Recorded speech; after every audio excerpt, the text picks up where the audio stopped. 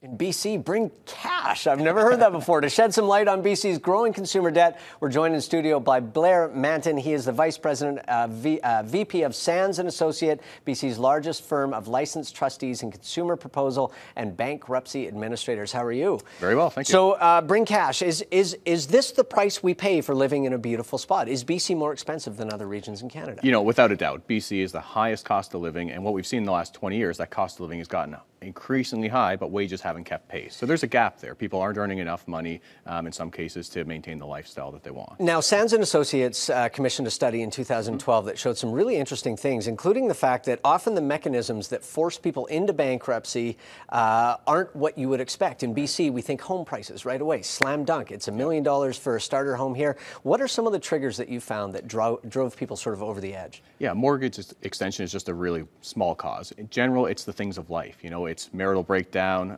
it's illness, it's job loss, it's, you know, basically something happened. And we all should have this contingency fund built up for 3 or 6 months if something happens, but very few people are able to do that. Now, we should probably talk about what consumer debt actually is. It's outside of mortgage, right? Exactly. Is there anything else that's excluded from this $38,619 that we've all accrued in personal debt? No, it's non-mortgage debt, so it's pretty inclusive of everything. So cars and furniture and everything else. Lines of credit cards. How dangerous are lines of credit for an average consumer once they start that chain of borrowing?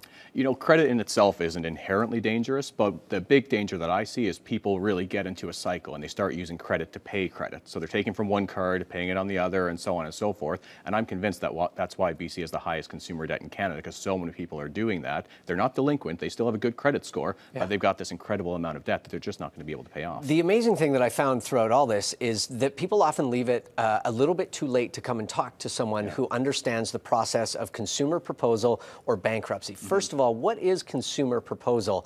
A lot of people haven't heard this term before. Exactly. A consumer proposal is the #1 alternative to bankruptcy. It's what you do is you're making an offer to your creditors. You're saying, I don't want to go into bankruptcy because it's an unpleasant thing in some cases, but your creditors don't want to write off all the debts. So you offer them maybe 30% of the money that's owed. It's full legal protection, the same as bankruptcy, and you generally take 3 to 4 years to pay off your debts. So would your organization help people amalgamate that debt into one and present it to their debtors as a unit, or do you go individually? It's all done. It's a legal process, and it's only available through an organization like Sands & Associates. Only a trustee can do a consumer proposal, so there's a lot of people who are claiming to help you with your debts that it sounds like a consumer proposal, but unless someone is a trustee, they can't file it. So when people are watching this right now, if they feel overwhelmed by their debt, at what point should they be going, you know, I need to go and talk to somebody who understands this process and helps me get through it? You know, I'd say sooner than they think they should. I'd say if you feel panic, you should have gone about 3 steps before. The important thing too is to know that every trustee will give a free initial meeting, so it should never cost you money to figure out what your legal options are to deal with your debts. So if someone is wanting to charge an upfront fee to explain something to you, that's a big warning sign.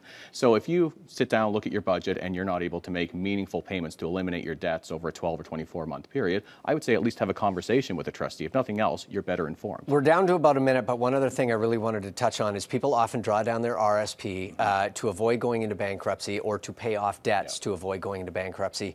How big a mistake is that? Huge mistake. Huge mistake. The laws changed in 2009 and it made it exempt asset. If you go into bankruptcy, you do not have to surrender your RRSP. Previously you did. No one knows about this law change. So I have people come into my office saying they've cashed in their entire retirement, didn't solve the problem because usually there's an underlying cause. And now they have no RRSP. And now they have nothing that they've saved their whole life for. It breaks my heart and I wish more people knew about it. RRSPs are safe. Talk to a trustee before you cash them in to pay your debts. Excellent. Blair, thank you so much for joining us today. Thanks to Blair Mantin of Sands & Associates for being with us tonight. Thank you to all our guests, and thank to all of you at home for being with us. That is Top Story for tonight. I'll be back tomorrow. I'm Michael Eckford. Good night.